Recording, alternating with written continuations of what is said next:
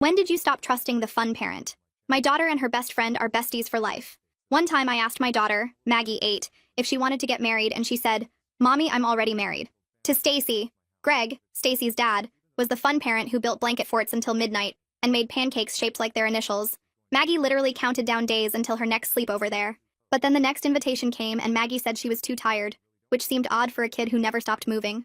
The following week, I found Stacy's mom's invite about Saturday's sleepover crumpled in Maggie's backpack, hidden under her library books. When I asked about it, she mumbled something about forgetting and wouldn't look at me. That same day, I found a camera in her bag, one of those expensive digital ones, and when I asked where it came from, she froze.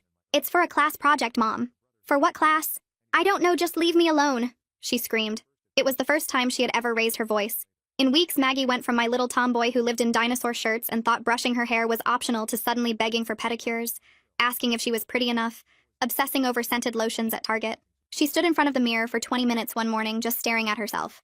And when I asked what she was doing, she said, "Making sure I look right." She was 8. When Stacy's mom called about the upcoming sleepover that Friday, Maggie overheard and started crying so hard she couldn't breathe, just ran to her room and slammed the door. The next Monday at school, pickup changed everything. Greg waved from across the parking lot like always, calling out, "Hey, Maggie!" And my daughter grabbed my hand so tight her nails dug in, hiding her whole body behind me. Her entire body was shaking. In the car, she kept checking the mirrors to make sure his car wasn't behind us. She wouldn't wear her favorite dinosaur shirt anymore, the one she'd worn twice a week for months, saying she needed to look grown up, because she was almost an adult. I also noticed she suddenly had money, random dollars in her piggy bank she couldn't explain. "I found it," she'd say. But none of it made sense because an 8-year-old doesn't just find $50. When my husband and I gently asked if Mr. Greg had done something, she shook her head so violently I thought she'd hurt her neck. She just kept saying, "No, no, no, no, no," over and over. More things kept appearing in her room. A magnifying mirror I'd never bought, concealer from a brand I don't even use, so much nail polish she could open a salon, and these homemade friendship bracelets but weird ones with beads that spelled out words like pretty and better. She started weighing herself every morning on our bathroom scale, asking if she looked fat, sucking in her little belly. One day I tried to look at the photos on that camera. Maggie grabbed it and threw it against the wall so hard it shattered, screaming, "Those are private!" We talked to Stacy's parents and they were devastated. Greg kept saying, "I don't understand. We were buddies. We built that rocket ship out of cardboard last month." But Maggie was specifically terrified of him. Not Stacy's mom. Not Stacy. Just Greg. One day I found her crying in the middle of her bedroom, having a breakdown about how she got a blister on her foot from new shoes. None of it made sense. Until one day, when I stayed up with my ear against my daughter's door. I didn't know what I was looking for, but then I heard the click of a camera. I immediately barged in. "Mommy, I'm sorry, please don't be mad." Bile rose in my throat. My 8-year-old daughter was sitting on the floor, taking perfectly posed pictures of her feet. I immediately ran over and pulled her into a tight hug while she cried into my chest. "Greg told me you and Daddy needed money. He said that this would help. I'm sorry for being mean, Mommy. I just didn't want to be ugly anymore." My heart broke in two, and that's when she finally handed me the camera. It was a new one. What I saw when I flicked through the photos was worse than anything I could have imagined, and I was going to rip Greg apart with my bare hands. My hands were shaking, so bad I could barely hold onto the camera while Maggie's whole body shook against mine. The photos showed her feet in different poses, painted toenails, ankles turned just so, exactly like the ads you see online, but these were of my 8-year-old daughter. My husband burst through the door and took one look at my face before I mouthed the words, "Call 911, over Maggie's head while she sobbed into my shirt. He grabbed his phone and stepped into the hallway while I held Maggie tighter, feeling her small body trembling against me. The 911 operator transferred him to some special hotline for child abuse, and I could hear him explaining what we'd found while Maggie kept saying she was sorry over and over. They told him not to contact Greg or alert him in any way because it could mess up the investigation, and we needed to keep all the evidence safe. My husband came back and gently pulled Maggie away from me, telling her they were going to make hot chocolate with extra marshmallows. She went with him, but kept looking back at me like she was scared I'd disappear. I grabbed a paper bag from the kitchen drawer and carefully put the camera inside without touching it too much, my hands still shaking so hard I could barely write the date and time on the outside. The broken pieces of the first camera were still in a box in my closet, so I got those too and put them in another bag. 2 hours felt like forever, but finally a woman showed up at our door with a police officer behind her. Deborah Carpenter had kind eyes and a soft voice when she introduced herself as someone who helps kids in situations like this. Detective Jonah Dobson was tall and serious looking, but he smiled at Maggie when she peeked around the corner from the living room. Deborah asked if she could talk to Maggie in her room where she'd feel safe and comfortable. I watched from the doorway as Deborah sat on the floor with Maggie and pulled out some dolls from her bag. She let Maggie play with them while asking really gentle questions about Greg and what kinds of games they played. Maggie's voice was so small when she said, "Greg said it was our secret game," that I had to grip the doorframe to keep from running in there. Detective Dobson started taking pictures of Maggie's room, focusing on all the nail polish bottles lined up on her dresser. He put on gloves and carefully bagged each item: the mirrors, the makeup, those weird friendship bracelets with words on them. He explained something about chain of custody and how this would help prove what happened to Maggie. That first night was the worst because Maggie wouldn't let go of either of us. She slept right between my husband and me, waking up every hour crying and checking that we were still there. She kept whispering, "Don't let Greg come," and we promised her over and over that he couldn't hurt her anymore. The next morning, Deborah came back with a folder full of information about something called the Child Advocacy Center. She explained it was a special place designed just for kids where Maggie could do an interview that would be recorded so she wouldn't have to tell her story multiple times. The building had toys and comfortable rooms, not like a police station at all. I called the school while my husband made Maggie breakfast and told them we had a safety concern about pickup. The principal didn't ask questions, just said they'd put new procedures in place right away, and Greg's name would be flagged in their system. My husband called his boss and arranged to work from home for the next few weeks so one of us could always be with Maggie. We made new rules like keeping the bathroom door cracked open during bath time and making sure all electronics stayed in the living room where we could see them. Maggie followed me everywhere, even just to get a glass of water from the kitchen. We set up a little nest of blankets on the floor of our bedroom where she could sleep if she got scared. The pediatrician they sent us to was really gentle when examining Maggie, checking for any physical signs while a nurse held her hand. Maggie kept asking if the doctor thought she was pretty, which made my chest hurt all over again. Detective Dobson called to say their tech people were working on recovering deleted photos from both cameras. He said what they'd found already was enough to arrest Greg, but they wanted to build the strongest case possible. We had to buy new clothes for Maggie because she wouldn't wear anything Greg had seen her in. She picked out dinosaur shirts again at Target and for the first time in months didn't ask to look at the nail polish. Every night she'd wake up scared and crawl between us, clutching her stuffed elephant so tight its fur was matting. We stopped using cameras completely. Even our phones stayed face down so she wouldn't see the camera lens. The next morning, Stacy's mom called while I was making Maggie breakfast, asking why she hadn't seen us in weeks. My throat closed up as I tried to find words that wouldn't destroy her world. Deborah had told us to say only that there was an ongoing investigation involving the girls. I heard confusion in her voice when she asked if everything was okay between the kids. My stomach turned as I repeated what Deborah said while watching Maggie push cereal around her bowl. 3 days crawled by before our appointment at the Child Advocacy Center arrived. The building looked more like a daycare than anything official, painted in bright colors with a playground visible through the windows. Maggie's hand stayed locked in mine as we walked through the front door into a lobby full of toys and books. A woman with dark hair and kind eyes walked over and knelt down to Maggie's level. She introduced herself as Nora Santiago and asked Maggie about the stuffed elephant she was carrying. Nora led us to a room that looked like someone's living room with soft couches and more toys scattered around. She explained that she and Maggie would talk in a special room while my husband and I waited here. Maggie looked back at us 3 times before following Nora down a hallway covered in kids' artwork. My husband and I sat on a couch facing a big fish tank, watching yellow and blue fish swim in circles. Neither of us could focus on the magazines on the coffee table or the TV playing cartoons quietly in the corner. Every few minutes, one of us would check the clock on the wall, then go back to watching the fish. An hour dragged by before Nora came back without Maggie, who was still playing with toys in the other room. She sat across from us and explained she couldn't share details to protect the investigation's integrity. But she confirmed Maggie had disclosed concerning behaviors and everything was recorded for court purposes. This meant Maggie wouldn't have to tell her story over and over to different people. Detective Dobson met us in the parking lot afterward to collect the broken camera pieces I'd been keeping in a shoebox. He put on gloves and carefully transferred each piece into an evidence bag, while explaining their tech team was really good. They might recover deleted images that could show when everything started, and help build a stronger case.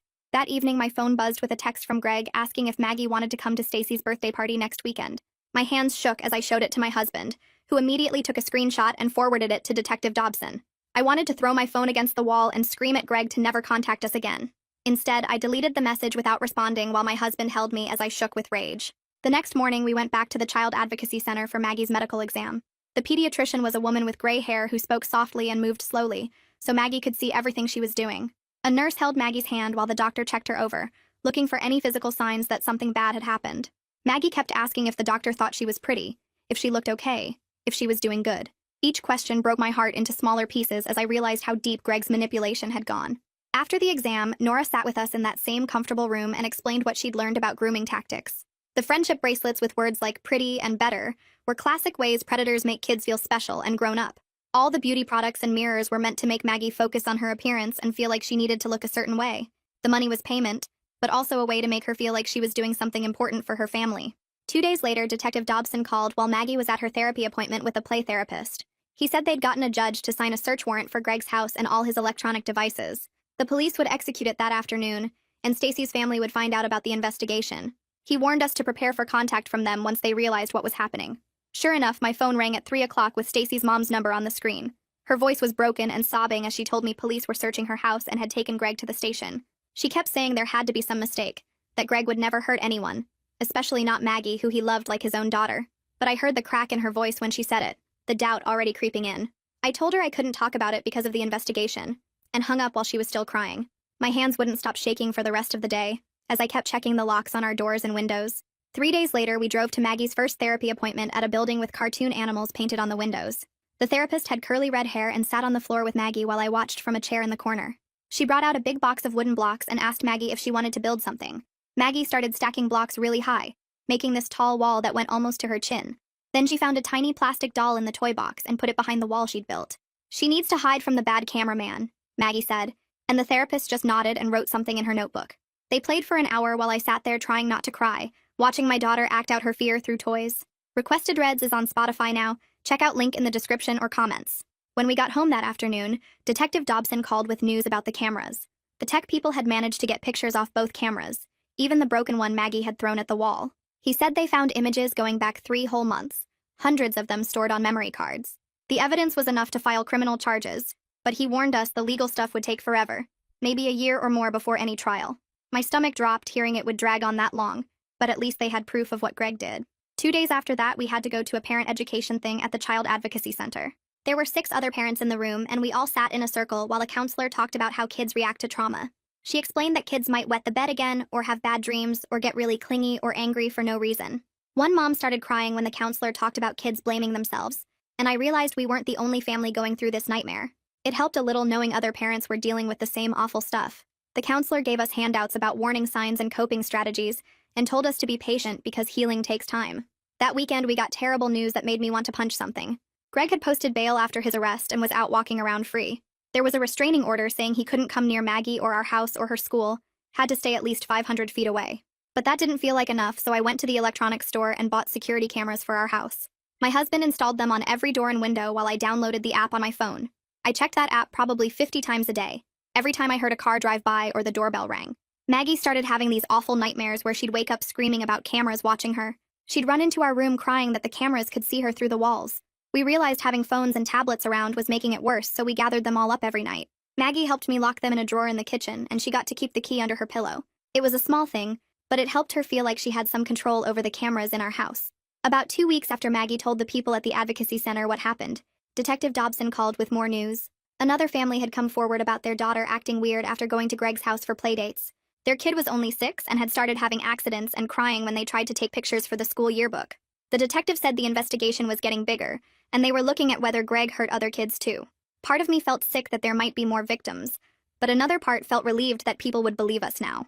A few days later, Deborah called to say Stacy's mom wanted to know if the girls could see each other. She'd moved out of the house with Stacy and was staying with her parents across town. The mom wanted the girls to have a supervised playdate at the advocacy center where it would be safe. When I asked Maggie if she wanted to see Stacy, she got really quiet and picked at her fingernails. "What if she's mad at me for telling on her dad?" she asked. I told her Stacy wasn't mad and missed her friend, but Maggie still seemed scared. We decided to try it anyway because the therapist thought it might help both girls. The playdate happened the next week in a special room at the advocacy center with toys and art supplies. Deborah was there, and so was a therapist, both sitting in chairs while the girls sat at a little table. At first, neither girl said anything. They just colored on big pieces of paper with markers. Then Stacy said really quietly, "My daddy went away," and Maggie looked up at her. "He was bad to me," Maggie said back, and Stacy just nodded and they kept coloring together. They didn't play like they used to, no giggling or making up games, just quiet coloring side by side. After that, we had to meet with the prosecutor, a man named Chandler Lee who wore a gray suit and had a briefcase full of papers. He explained the charges they were filing against Greg, something about making exploitation material and endangering kids. The words made me feel sick, but I tried to focus on what he was saying about the process. He said Greg could get up to 20 years in prison if convicted, but warned us that these cases usually end in plea deals. Most of the time, the bad guys get way less prison time than they deserve because trials are hard on kid victims. He said we should prepare ourselves for that possibility, even though it wasn't fair. Later that week, my husband found crackers and juice boxes hidden under Maggie's bed when he was tucking her in. There were granola bars in her closet, and fruit snacks stuffed in her dresser drawers. When we asked her about it, she started crying and said she didn't know why she was doing it. The therapist explained it was about control and feeling safe, that kids who've been through trauma sometimes hoard food or other things. We decided not to make a big deal about it and just started leaving healthy snacks in a special basket in her room that she could have whenever she wanted. 2 weeks later, Chandler called my cell while I was making lunch and told me Greg's lawyer wanted to meet about a possible plea deal. The lawyer was saying his client wanted to avoid a trial to spare everyone the trauma. Chandler explained that trials with child victims were really hard on the kids because they had to relive everything. He said we should think about it carefully, but the decision was ultimately ours. My husband and I sat at the kitchen table that night after Maggie went to bed and talked in circles for hours. We wanted Greg to get the maximum punishment, but we also didn't want to put Maggie through more pain. The next afternoon, I went to check on Maggie in her room and found her sitting on the floor surrounded by all her dress-up clothes. She had the safety scissors from her art box and was cutting each dress into tiny pieces. Pink tulle from her princess costume covered the carpet like confetti. She looked up at me with tears running down her face and said she didn't want to be pretty anymore. I sat down next to her and helped her cut up the rest without saying anything. Later, the therapist explained this was Maggie's way of taking control and rejecting what Greg had made her believe she needed to be. She said it was actually a healthy sign that Maggie was processing her feelings. 3 months crawled by with meetings and paperwork and phone calls from lawyers. Then we had to go to the courthouse for something called a pre-trial hearing.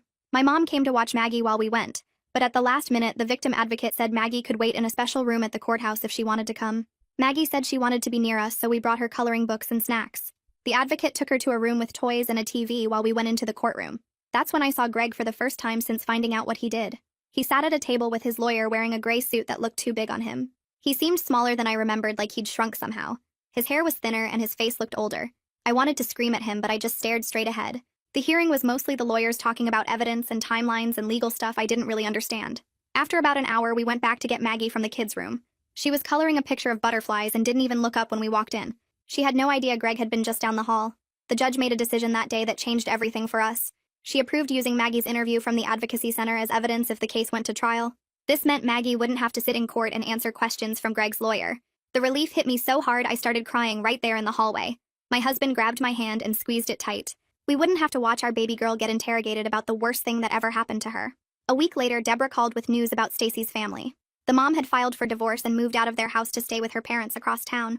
She'd taken Stacy with her and enrolled her in a new school. Deborah read us a letter the mom had written, apologizing for not seeing what was happening.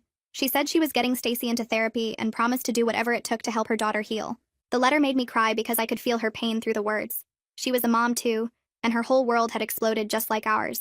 Around this time, Maggie's school counselor called with something that made my heart feel less heavy. She said Maggie had been spending recess time with younger kids who seemed sad or left out.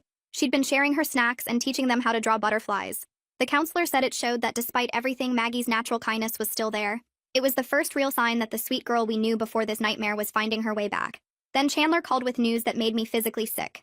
The forensic team examining Greg's computers had found evidence that he'd been selling some of the images online. This changed everything because now it became a federal crime. The FBI was joining the investigation, and Chandler explained this was actually good for our case. Federal charges meant Greg would face much more prison time if convicted. The thought of those pictures being out there somewhere made me throw up in the kitchen sink. My husband held my hair back while I sobbed and dry heaved. That night when I went to tuck Maggie in, I couldn't find her in her bed. I checked the bathroom and then heard a small sound from her closet. She'd made a little nest in there with her blanket and pillow. She looked up at me and said the closet felt safer than her bed. Instead of trying to convince her to move back to the bed, we decided to make the closet as cozy as possible. The next day, my husband strung up battery-powered twinkle lights, and I added more pillows and her favorite stuffed animals. We put a little battery lantern in there so she could read. If the closet made her feel safe, then that's where she could sleep. 2 days later, we got a call from a lawyer saying Greg's parents wanted to meet with us. They were offering money, a lot of money, if we would agree to ask the prosecutor for lesser charges. The lawyer said they were prepared to pay for all of Maggie's therapy and medical costs, plus additional compensation. My husband hung up without even discussing it with me. There wasn't enough money in the world to make us help Greg avoid consequences for what he did. We called Chandler right away to tell him about the offer, and he said it showed they knew Greg was guilty. 4 months had passed since that horrible night when I found Maggie with the camera. We'd settled into new routines with therapy twice a week and check-ins with Deborah. Maggie still slept in her closet and still wouldn't wear anything that reminded her of before. But that morning when we were getting ready for therapy, she came out of her room wearing something I hadn't seen in months.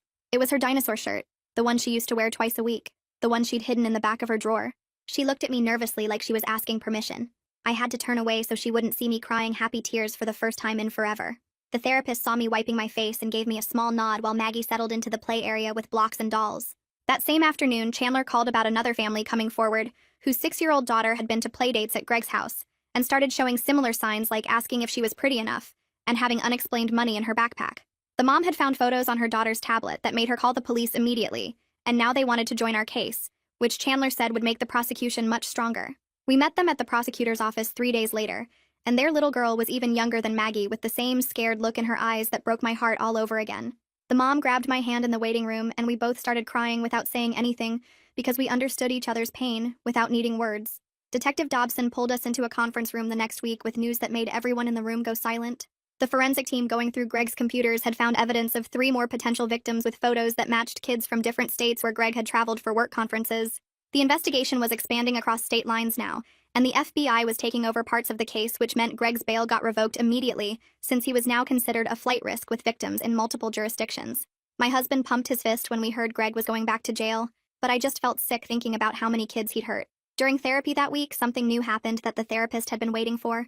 Maggie was playing with toy cars when suddenly she threw one against the wall and screamed that she hated Greg and wanted him to go away forever. She kicked the dollhouse and threw pillows around the room while the therapist calmly watched and told us afterward this was actually good progress because Maggie was finally expressing anger instead of just fear and shame. The therapist explained that moving from being scared to being mad meant Maggie was starting to understand that what happened wasn't her fault, and she had a right to be angry about it. 2 weeks later, Deborah suggested we try a support group for families dealing with child exploitation, and even though I wasn't sure about sharing our story with strangers, we decided to give it a try. The meeting was in a church basement with about 15 other families, and while the parents sat in a circle talking, Maggie played in the next room with other kids who'd been through similar things. One dad talked about finding pictures on his son's phone, and a mom shared how her daughter wouldn't sleep in her own bed anymore, and hearing their stories made me realize we weren't as alone as I'd thought. The group leader gave us resources about trauma therapy and legal advocacy and phone numbers for crisis support, and for the first time in months, I felt like maybe we could get through this. Maggie made friends with a girl named Macy, whose situation was similar, and they colored pictures together while the adults shared coping strategies and warning signs we'd all missed.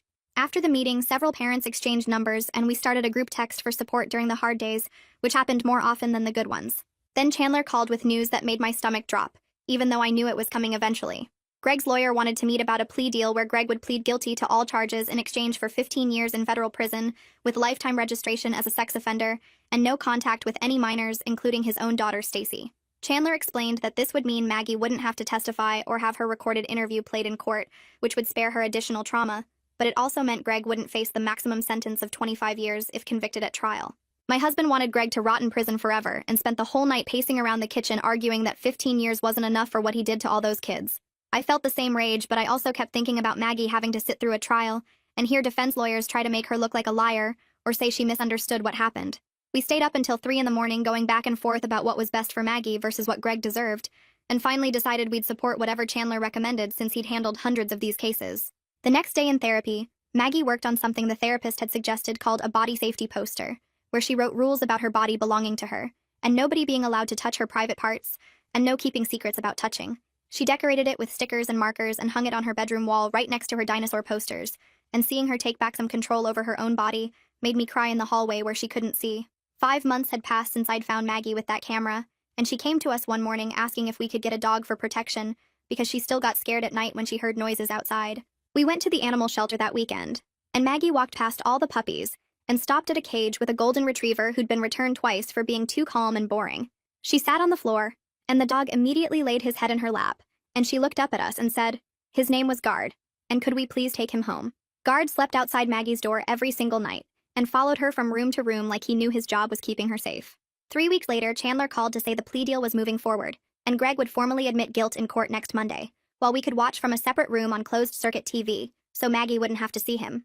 We sat in that small room holding hands, while on the screen Greg stood in an orange jumpsuit and said yes, when the judge asked if he'd produced inappropriate images of multiple minor victims for distribution. Hearing him actually admit what he did out loud made it real in a way that all the meetings and therapy sessions hadn't, and I threw up in the courthouse bathroom afterward, while my husband held my hair. The next day, a letter arrived from Stacy's mom saying she was sorry for everything that happened, and that Stacy missed Maggie and didn't understand why they couldn't play together anymore, but she didn't blame Maggie for any of it. Maggie wanted to write back, so she dictated while I typed that she missed Stacy too, but needed more time before they could be friends again, and maybe someday when she felt better they could play at a park with both moms there, but not yet. 3 weeks after that letter, we started family therapy at the place downtown, with the big windows and toys in the waiting room. The therapist had us all sit in a circle on these blue cushions on the floor, and my husband went first, saying he kept having dreams where he found Greg and beat him with a baseball bat. He said it so calmly, like he was talking about the weather, but his hands were shaking. I told them about checking on Maggie 20 times a night, and how I kept replaying every playdate trying to figure out what signs I missed. Maggie just played with the sand tray in the corner, making little walls around a tiny plastic girl. The therapist said trauma affects whole families, and we'd work through it together, but I could tell my husband wanted to punch something when she said Greg's name. We went every Tuesday after that and slowly started talking about normal things too, like Maggie's grades and my husband's work stress. 6 months after I found Maggie with that camera, she signed up for the school talent show, which shocked us since she'd been avoiding any attention. She picked this song about being brave and practiced in her room for weeks with guards sitting outside her door. The night of the show, we sat in the front row and watched her walk onto that big stage in her dinosaur shirt and new sparkly shoes. Her voice shook on the first line but then got stronger, and by the end she was belting out the words about standing tall. Nobody in that auditorium mentioned why this mattered so much, but when she finished the whole place erupted and people stood up clapping for 3 whole minutes. Some parents were crying and the principal gave her an extra big hug when she came off stage. 2 days later, we got the call from Chandler about Greg's sentencing hearing, and he said we could watch from a separate room again. We dropped Maggie at the school that morning, and she asked to look at butterflies in the garden outside while we went in. The courtroom was packed with other parents and investigators, and Greg stood there in his orange jumpsuit while the judge read through all the charges. The judge called his crimes an unconscionable betrayal of innocence, and said society had a duty to protect children from predators like him. He sentenced Greg to 15 years in federal prison with no chance of early release and lifetime registration as a sex offender. When we picked up Maggie, she was still watching those butterflies and asked if the bad man was going away forever, and we said yes for a very long time. The next week, we got paperwork from the FBI Victim Services saying they'd cover all of Maggie's therapy and medical costs related to what happened. It was such a relief since insurance kept denying claims, saying therapy wasn't medically necessary, even though Maggie still had nightmares most nights. The funding meant we could keep seeing the good therapist who understood trauma, instead of whoever insurance would cover. During one session, Maggie's therapist brought out special paper and markers and suggested she write letters to her younger self. Maggie started writing to the little girl she used to be, telling her it wasn't her fault and she didn't do anything wrong. She drew dinosaurs on one side and butterflies on the other, and the therapist said this showed she was starting to integrate both parts of herself. Every week, she'd add another letter and decorate them with stickers and glitter. 7 months after everything started, Maggie asked if we could go shopping for new clothes, but she wanted to pick them herself this time. We went to Target and she spent an hour looking at everything, touching different fabrics and holding shirts up to herself in the mirror. She picked out 3 dinosaur shirts and 2 pairs of sparkly sneakers and a dress with butterflies on it. At checkout, she said she wanted clothes that felt like her, not like what other people wanted. That same week, we got official notice that the court ordered Greg's house and cars and savings to be sold to pay restitution to all the victims. The money would go into a trust for Maggie's future education and therapy needs, which meant something good would come from all his evil. The lawyer handling it said there was enough to cover years of treatment plus college someday. Maggie's regular therapist introduced something called EMDR, where she'd follow a light with her eyes while thinking about the bad memories. It sounded weird, but after 3 sessions, her nightmares went from every night to maybe twice a week. She started sleeping in her own bed again instead of on our floor, and guard would lay right beside her bed all night long. One morning, she came to breakfast and said she slept all night without waking up once. Around this time, the other families from the investigation started a private group text, and we'd share updates about our kids. When one mom said her daughter was scared to go back to the school, we all shared what worked for us. Another dad said his son started playing sports again, and that gave us hope. We met for coffee once a month while the kids had group therapy, and it helped knowing we weren't alone in this mess. 8 months after that horrible night with the camera, Maggie came to me asking if she could have a birthday party with kids from the school. She hadn't wanted to be around other kids much except for therapy group, so this was huge. She said she wanted a dinosaur theme and could we have it at the park with the big playground. We started planning and she made a list of 10 kids to invite and picked out dinosaur plates and cups. She even wanted to help make the cake and said it should be chocolate with green frosting. The day of the party came faster than I expected, and I spent the morning hanging green streamers while my husband set up tables in the backyard. Maggie helped frost the cake with thick green icing and stuck plastic dinosaurs all around the edges, while guard watched from his spot by the door. Cars started pulling up around too, and kids ran through our gate carrying wrapped presents and wearing dinosaur shirts, just like Maggie requested on the invitations. She stood by the door for a minute before running out to meet them, and I watched her shoulders relax when they all started talking about the decorations. The kids immediately started a game where they pretended to be different dinosaurs, and Maggie joined right in as a T-Rex, chasing the smaller ones around the yard. Her friend Macy roared so loud the neighbors looked over their fence, and Maggie actually laughed. Not a polite laugh, but that real belly laugh I hadn't heard in so many months. My husband grabbed my hand and squeezed it hard as we both heard that sound fill our backyard like it used to. More kids showed up and they split into teams for dinosaur battles where they had to act out different prehistoric creatures, while the other team guessed. Maggie was right in the middle of it all, making up silly walks for a brontosaurus and falling over dramatically when the asteroid hit. About an hour into the party, I saw Stacy's mom's car pull up and my whole body tensed, but Maggie had asked if they could come for just a little bit. Stacy got out holding a small wrapped box and walked slowly toward the backyard while her mom stayed by the car. The 2 girls looked at each other for a long moment before Maggie walked over, and they hugged quickly and carefully like they might break. Stacy handed her the present and said something I couldn't hear, then went to sit at a different table with some other kids from their class. They played at separate ends of the party, but every once in a while I caught them looking at each other with something that might grow into friendship again someday. Stacy's mom waved at me from the car, and I nodded back, knowing we all needed more time before anything could be normal. After cake and presents, the kids went home sticky and tired, and Maggie collapsed on the couch still wearing her party hat. That night at bedtime, she sat up suddenly and told us she decided what she wanted to be when she grew up. She wanted to be a police officer like Detective Dobson who helped kids and made them feel safe when bad things happened. We told her she could be anything in the whole world, and for the first time in months, she really seemed to believe us. The next morning, she brought us the poster she'd made in therapy with her body safety rules written in purple marker. She wanted to hang it in the hallway where everyone could see it, so other kids would know the rules too if they visited. We found a frame at Target and hung it right between the family photos while she watched. She asked if she could add one more rule and wrote, "I am brave and I am safe" at the bottom in green marker. She decorated all around it with dinosaur stickers on one side and star stickers on the other, like she was putting both parts of herself together. 2 weeks later, she started 3rd grade and I was so nervous dropping her off, but her new teacher already knew about the accommodations from the counselor.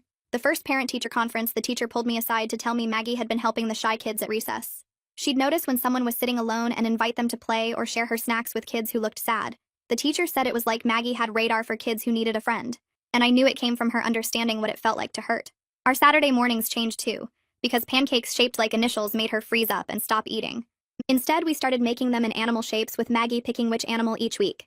She'd stand on her step stool and help pour the batter into shapes like elephants or giraffes or her favorite velociraptors. It gave her control over something small but important, and I watched her confidence grow with each choice she made. One evening while I was doing dishes, Maggie came into the kitchen and asked if bad people ever get better, or if they stay bad forever. My husband and I sat down with her at the table and talked about how some people do bad things and have to face consequences. She thought about it for a while, then said Greg had to stay in timeout for a very, very long time because what he did was very, very bad. It was such a simple way to understand justice, but it made perfect sense for an 8-year-old trying to process something so big. Every night I tucked her into bed with Guard laying right at her feet, keeping watch. She'd wrap her arms around my neck and tell me she loved me bigger than all the dinosaurs that ever lived, even the really huge ones. We weren't completely better, and maybe we never would be exactly like before, but we were moving forward together one day at a time. Each morning was a little easier than the one before, and that had to be enough for now. That's the takeaway from today's story. Hopefully it gives you something useful to tuck in your back pocket. If you want more tips and lessons woven into stories, subscribe so you're always a step ahead.